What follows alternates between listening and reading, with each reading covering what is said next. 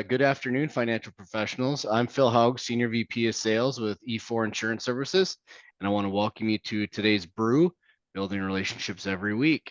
Thank you for tuning in today. For those of you joining BREW for the very first time, I'd like to say welcome, and we'd like to start off today's BREW telecast by celebrating today's national days. These are some interesting ones, Corey. Every once in a while, try to connect these three things, and I don't know. I think this is like a Maury Povich type connection here. If you guys remember the Maury show, we've got National Crocs Day, National Slap Your Coworker Day, and National TV Talk Show Host Day. So maybe if you slapped your coworker with a croc, you'd end up on a TV show. That's the only thing. That's the only connection I can come up with. So anyway, so today's days are interesting. And I do not in any way, shape, or form recommend or advise anybody to be slapping their coworkers. So it's just perceptual and not actual on that one. So we'll let that one rest. On today's brew, we are going to continue focusing on October's Focus Planning Series on selling your business. And today we've got Corey Cox, Senior Business Consultant and Solutions for Principal, returning to discuss the importance of knowing your business's value. He'll be addressing business succession planning, protecting your business, and ensuring you care for your key employees and for yourself. We do encourage you during today's brew telecast, if you have any questions, to either raise your hand or use the chat box to ask any questions. And as always, all attendees will be entered into a drawing for a CE voucher and a Starbucks gift card.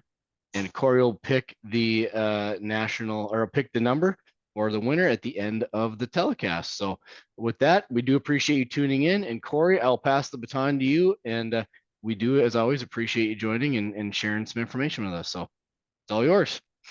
Appreciate it, Phil. And thanks, everyone. Always good to be on here with everyone at E4 and, of course, advisors joining. So today's call will be pretty brief here, but just want to talk through planning for the future of your business when it comes to succession planning and key employee retention needs. So first, I'd be remiss if I, don't touch on the Conley case super briefly, because it's going to play into some of these solutions that we have here.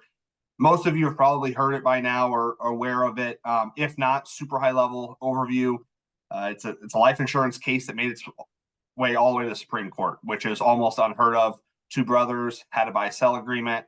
Within that agreement, they noted they had to do some type of annual certificate of the valuation of the company. They had life insurance in place.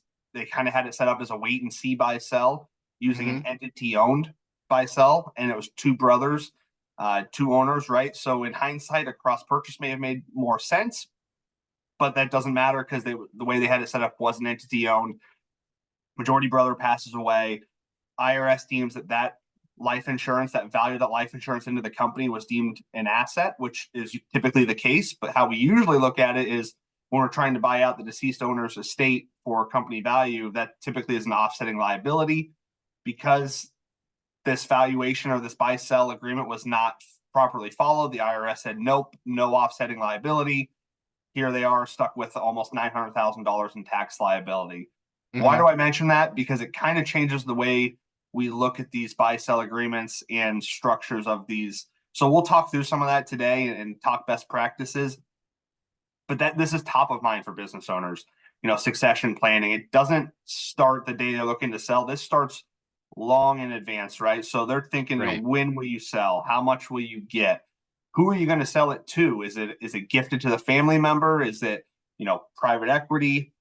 A lot of options here. So we do at Principal here what's called our informal business valuation as well as our buy-sell review. So before we kind of dive into the what's and the how's behind it, and quite frankly, the solution, we got to kind of talk on the front end, and maybe not necessarily a problem, but what is it that these business owners are looking to solve for? And again, it's succession of their company.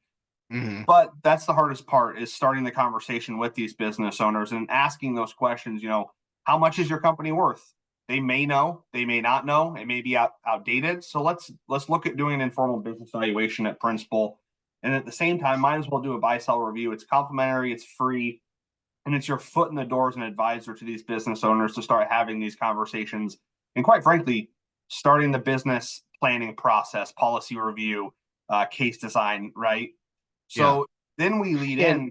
Corey, not to interrupt, but wasn't one of the key components of the Connolly was the fact that they hadn't reviewed their buy sell in quite some time. They'd established a value, but kind of neglected to revise or revisit it for I mean, that Exactly. wasn't that somewhat of a pillar 100%. on That's yeah. the main thing, right? Like it's all fine that they had it set up as an entity, but the big kicker here was within that agreement, they said that they needed to have an annual certificate of the company done again on an annual basis, and Right. that didn't take place. It never took place until it was too late. And then the Yeah. IRS said, "Well, where did you come up with this value? We disagree. Hence, Yeah. taxable liability of that life insurance." Yeah, So you're helping kind of check a big box for a business owner. So once the buy sell setup, that review is pretty critical. It's yeah, almost as critical as setting it up.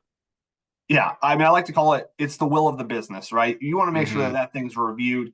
I would argue annually, but at least every couple of years, right? Mm-hmm. Like values changing, ownership may be changing. There might be things missing, such as spousal consent, funding of life insurance, funding of disability. There's a lot of key players here at stake.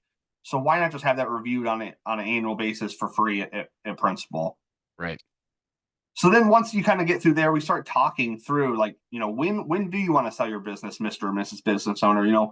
How long do you want to work before retiring? Do you want to retire at all? Most people are working longer than ever right now. And a key thing we see too is these business owners are like, hey, I want to sell in 10 years. So give me a 10-year term. Well, you may want to sell in 10 years, but I highly doubt you're exiting right away in 10 years. It might be a 5-year run period to get out. So instead of a 10-year, we need to do a 15-year term to cover that 5-year buyout as well, right? So it's things like that the business owners need help with kind of calculating. Mm-hmm. And then, just we kind of talked about some of this already, but we want to address those key triggering events, the business value, right? We want it to be clear and concise. We don't want any questions down the road when it's too late, similar to what happened in the Connolly case. So let's put in whether it's an algorithm or some type of formula driven, but more importantly, just have it reviewed and make sure it's up to date if you are going to use a set number for whatever reason. Mm-hmm. See this a lot too in our reviews is the definition of disability isn't clearly defined, nor is it funded properly. So again, this goes back to my earlier comments of just making sure that we're having this review, and it's a great way to do policy review for your business owner clients. Yeah, and the you bring up a good point too. I mean, a lot of times we're looking at buy sell agreements from a death standpoint, and disability is probably in some cases a greater likelihood than death. And a lot of times it's overlooked or neglected as far as covering that. Yeah, I mean, I think everyone's seen a stat. I'm not going to say it's an overused stat, but it's just an easy stat to show. It's like 1 in 4, 25% of people are going to become, disabled before the age of 65. So you know, it's likely, right? Everyone Yeah. knows and they're going to die at some point, right? But Yeah. there's also the chance of disability, right? So we want to cover both mortality and morbidity in some of these instances. Yeah, everybody thinks they're gonna die old, right? And Yep. nobody plans on getting sick young. And that's the key with this too, right? Is planning for the unknown. Mm-hmm. You may think you've got a plan, for someone to buy out your company in X number of years, but what happens between now and then? Let's make sure that not just you are covered as a business owner, but your family, your key employees, whoever it may be. Let's make sure we have a plan in place so that we're not, setting up a GoFundMe, right? We see that all the time Mm-hmm. down the road for your family or your key employees, right? Yeah. So this kind of leads into that, right? Is finding who are those potential buyers? Is it a family member? Are we gifting it to a family member? Are we selling it to a family member? Is it a co-owner, right? Or is it a key employee? And we'll talk about a plan at the end here. We actually talked about a little bit about this last time, but in a different capacity. And that's our Mm-hmm. select reward plan or a corporately owned life insurance plan to help a key employee buy into the company. And then, of course, there's third party opportunities. Maybe you go out to market. And I actually listened into the call a few weeks ago with Rod, and he had a really interesting comment on there. And when he's working with these individuals, right, is a lot of times these private equity firms are looking for those, manufacturing companies with well-oiled machines, and they stay away from the companies that, I think I'm going to butcher his exact words, but the companies that have those employees that that go home at night, and that's the business, right? They are the key differentiators that make that business run. So how do Mm-hmm. we plan for that? How do we properly recruit, retain, reward those key employees to make sure that that company, that business can run like a well-oiled machine? So common exit strategies, right? It's just simple asset sale. I say simple, there's more to it than just that, but that's the most common one. ESOPs are popping up more and more. We've got a dedicated team here at Principal to help with that. Mm-hmm. Hybrider on our advanced solutions team is our resident expert when it comes to the insurance backing of an ESOP. And then again, gifting to the family or charity, right?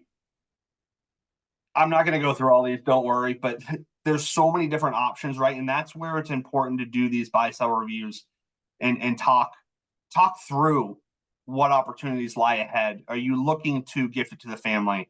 Are you looking to sell to a key employee? Is there another owner at play that we need to do a cross purchase plan on to make sure that the assets are there for that owner to buy into the company if and Mm-hmm. when the time is right? And then we start talking more detailed, right? The cross purchase, entity purchase, multiple owner buy sell.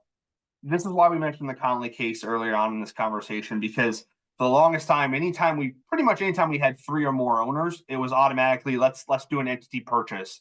Because what does that mean? That means there's just 3 policies. The company owns one on each individual owner. Mm-hmm. Now the Connolly case kind of flips this upside down, right? Because they're saying, hey, we're actually going to inflate the business by the amount of insurance if we have an entity owned buy sell, if and when there's a federal estate tax issue at play.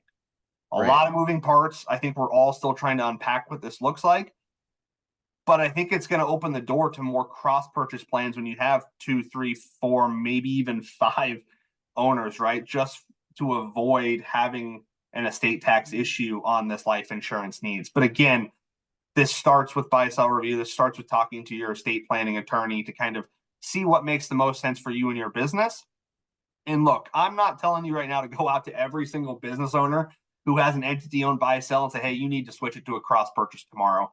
Because if they don't have an estate tax issue, right, this might be a non issue for them, right? But Right. again, this is just another avenue for you to have a conversation and do some policy review with your business owner clients. What is a cross purchase? Again, a lot of visuals going on here. I think we can really oversimplify this. Is owner A owns a policy on owner B. Owner B owns a policy on owner A. So if anything happens to one of the owners, the other owner receives the money from said insurance plan, and they can then buy out the deceased owner's estate, and then they get that step up in cost basis for the company, and then they can continue, running the company in ideally a profitable way, right? Mm-hmm. And then the entity. We said used to be the easiest way when we had 3, 4, or 5 business owners, right? Because at the end of the day, it's the business owning a policy on those owners. So in this case, 2 owners, 2 policies. If you had 3 Mm-hmm. owners, it's 3 policies. 4 owners, 4 policies. You get it, right? It's the business owns it. There's no step up in big cost basis, so it creates, potentially some things to think about there if this is the route you go. Mm-hmm. But again, have that conversation with your estate planning attorney and find the right solution for you as a business owner. And I'd be remiss also if we don't mention, right, disability buyout insurance. I don't think I know this is almost never included on some of these plans. So, as we mentioned earlier on, 1 in 4 become disabled before the age of 65. So, let's layer on some disability buyout insurance, and in case one of those owners becomes disabled, in any time right before they sell their company. So it's something that we should always at least talk about, keep in mind, and we can layer this on as well as key person disability too. So we're talking policy review. Let's have these conversations at the same time, and this is something that our team can help and have these conversations with you on. And Perfect. then Now, last. Yeah. I was gonna ask, are you seeing, I've seen some on the Conley case. I've seen some recommendations for like special purpose LLCs where they're formed as a third party that the only purpose is to hold the insurance for the buyout. Are you seeing those come in light Absolutely. of these? Yeah, that's another avenue that we've seen a lot of. I shouldn't say Yeah. a lot, but it's popping up more and more. I wouldn't say it's more complicated by any means. It's just having that conversation and seeing if that makes sense for the company. But 100%, it's kind of keeping it in a separate LLC to keep it separate from the company. Yep.